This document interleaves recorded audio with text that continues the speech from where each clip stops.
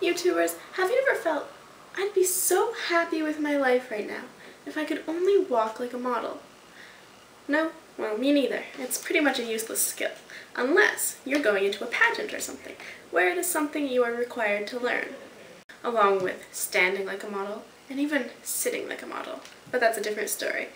So if you think that one day you might end up in one of these situations, why not get a head start on everyone else, and show them that you can stretch your stuff like a pro? So the first step you'll be taking is to change your mismatched socks. If you're me, that's a problem you will always have, so make sure to remember that.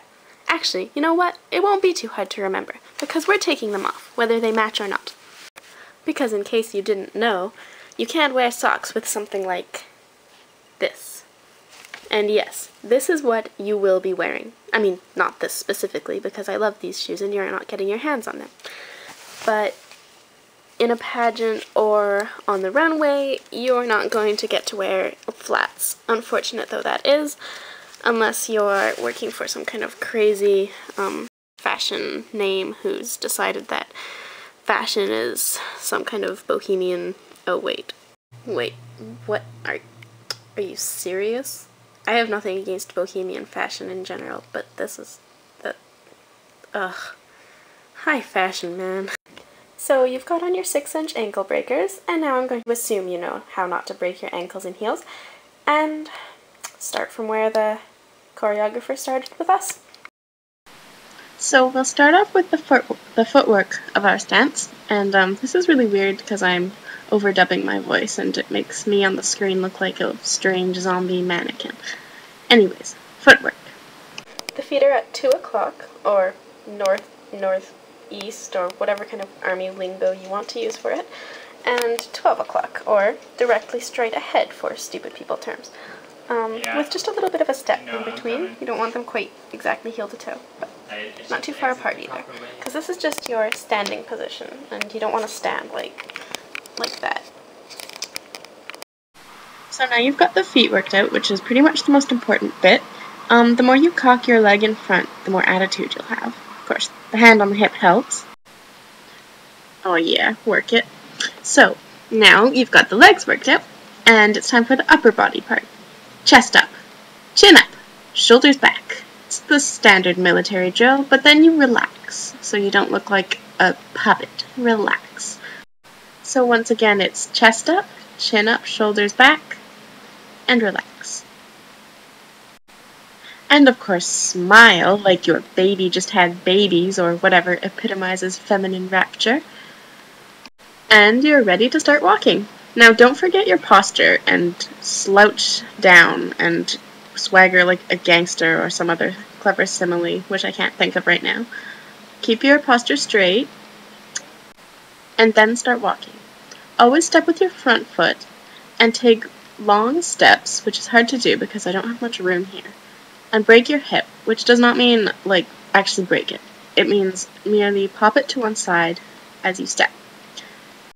Also do a slight crossover when you walk. So this is me doing it in slow motion. Gratuitous crotch shot. Now some of you might be thinking, oh no, I'll show her. I watch Tyra Banks all the time. This is how models walk. Like this. They glare at the camera, they hate everyone, and this is how they do it. Own it. Oh yeah. No. Like I said before, this is pageantry. It's much softer and nicer. You don't want to scare the audience away. You want to make them love you. It's all about grace, not being fierce. I wish I could better demonstrate to you taking long strides, but I can't because my living room is small. Sorry. So next I'll show you the footwork of turns. Again, always start with your front foot. I'm just trying to figure out where I fit best on the camera here, so sorry about that. So you step out with your front foot, you put the other right in front, you pivot, and land in model stance. Step, place, pivot, land. Now I'll explain the upper body part. So you walk on, stance, you step, place, pivot, and whip. You'll notice that my head didn't turn until the last beat there. Step, place, pivot, head stays turned back, and then whip. step, place, pivot, and whip. Very dramatic. Try to ignore how unflattering my shirt looks right now. Ugh. And whip. Of course, you will try to smooth it out a bit. Not make the whip so dramatic. Although a bit dramatic is good. So there you have it, how to stand, walk, and turn like a pageant model. As I mentioned before, as this is for pageantry, a very important part is smile.